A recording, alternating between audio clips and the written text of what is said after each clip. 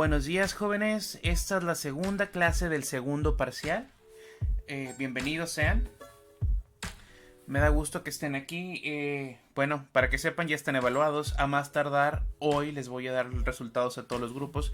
No se los voy a pasar en general porque quiero respetar la privacidad de sus compañeros, pero siéntanse con confianza de preguntarme cuál es su calificación, ¿ok? Entonces, cosas importantes. Necesitan quedarse hasta el final de este video porque vamos a discutir la manera en que va a cambiar la clase. Es decir, van a haber cambios importantes a partir de esta semana. Por lo tanto, es importante que estén aquí. Bueno, vamos a seguir hablando del el presente simple. Entonces, sin más preámbulo, empecemos con lo que tenemos que aprender esta semana. Para empezar, times of the day. ¿Qué quiere decir esto? La hora del día. Esta es la manera de responder a la pregunta what time is it? ¿Qué quiere decir? ¿Qué hora es? Es decir, por ejemplo, si yo digo, what time is it? Entonces contesto, it is, y a partir de aquí cambia la respuesta. Por ejemplo, si estoy hablando de una hora en punto, como las 10 en punto, podemos decir o'clock, 10 o'clock. En este caso, what time is it? It is 10 o'clock. ¿Qué hora es? Son las 10 en punto, ¿ok? Ahora, si queremos hablar de horas en general, puedo decir simplemente 10:26, es decir, 10:26, ¿va? Cuando cambia, perdón por eso, cuando cambia cuando estamos hablando de una hora con 15 minutos, es decir, 10:15, podemos decir que es un cuarto porque 15 minutos son un cuarto de hora. Por lo tanto, 10:15 puede ser a quarter past 10, ¿va? Ahora, si no son 10:15, sino que faltan 15 minutos para las 11, entonces puedo decir a quarter to, o sea, cuarto para, entonces a quarter to 11. Las 10:45 es un cuarto para las 11. Para decidir esto nos vamos a basar en la media hora. Si es antes de la media hora utilizamos past, si es después de la media hora utilizamos to.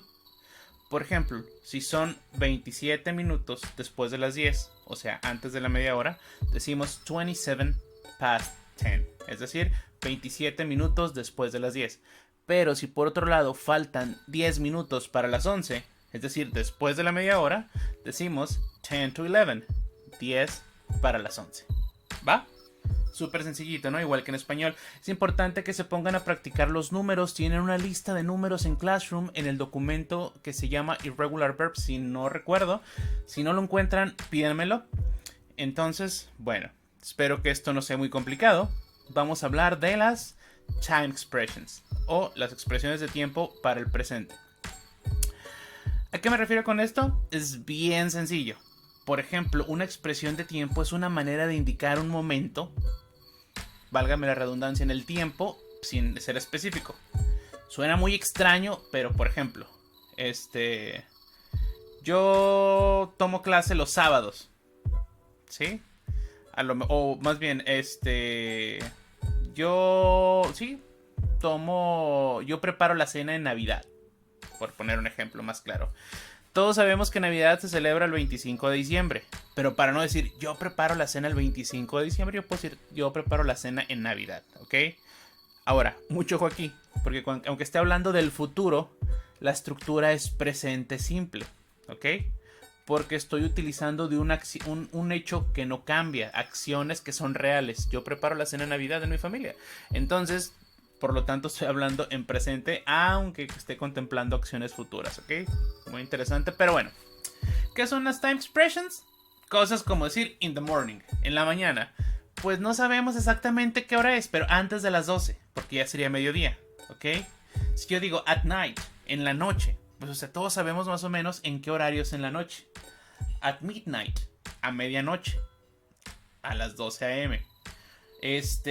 At noon, 12 p.m. en el mediodía, exactamente. Ahora, ojo, cuando decimos noon estamos hablando exactamente de las 12, ¿ok? Lo mismo que midday, son como sinónimos, ¿ok? In the evening, en la tarde. Por ejemplo, I go to the gym in the evening. Yo voy al gimnasio en la tarde. ¿Ok?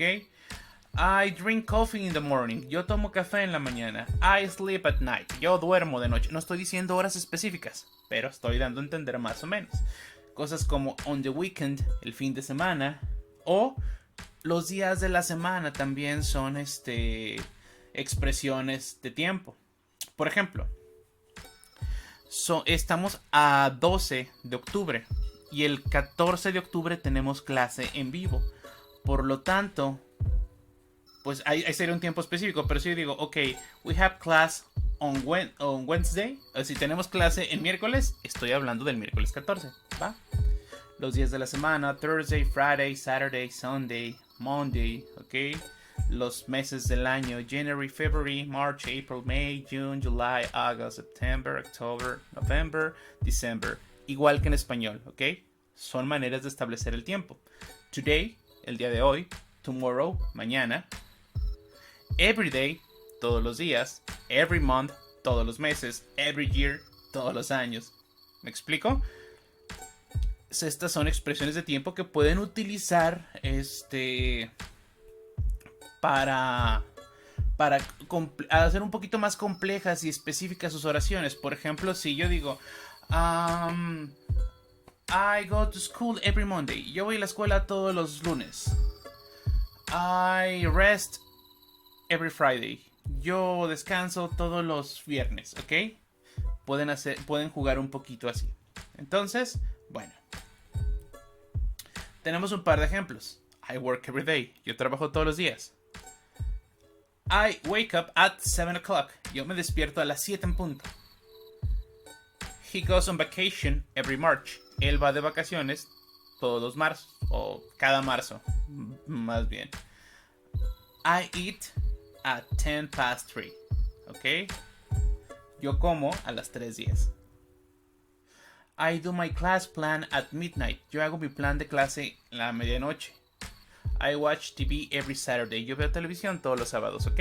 Situaciones de esta índole.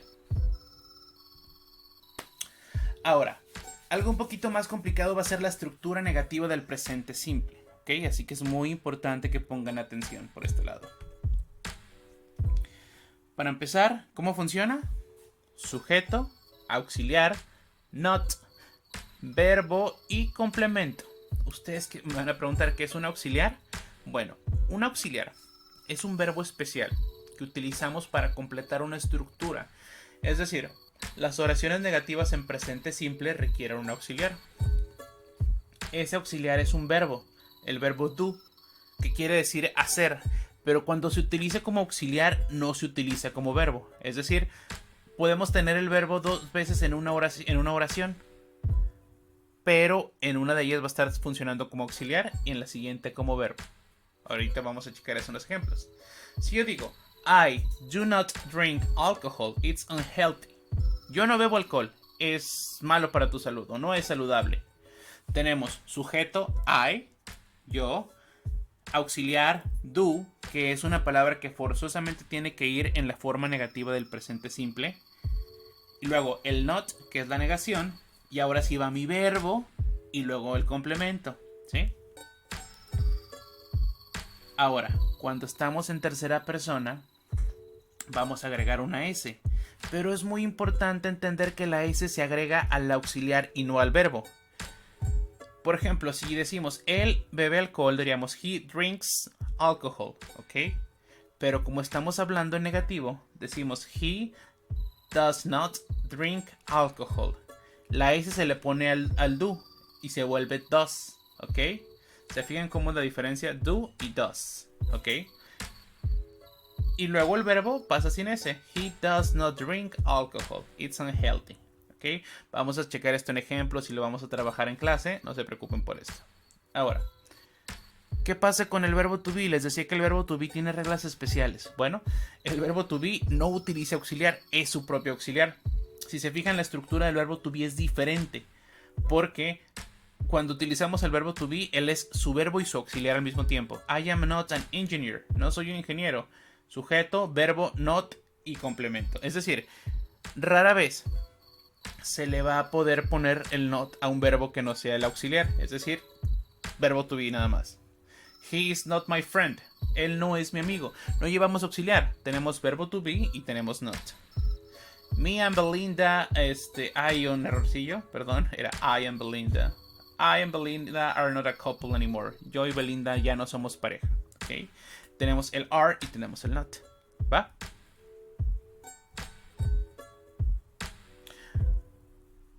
Ahora, ¿qué es esto del don't y el doesn't? Bueno, es como cuando hicimos las contracciones del verbo to be con el not, lo mismo pasa con el auxiliar y el not. Nada más que si estamos hablando para la tercera persona, utilizamos doesn't, que es el do con la S y el not.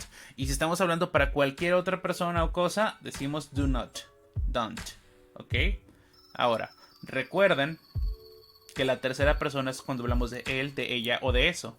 Del masculino singular, del femenino singular o de un objeto singular. ¿Ok?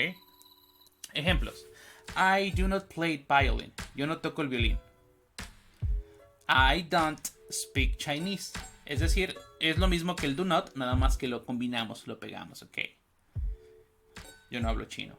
We don't ride bikes. Nosotros no montamos bicicletas. You do not eat avocado. Tú no comes aguacate. You don't do exercise. Si se fijan, aquí tenemos el do como auxiliar y el do como verbo.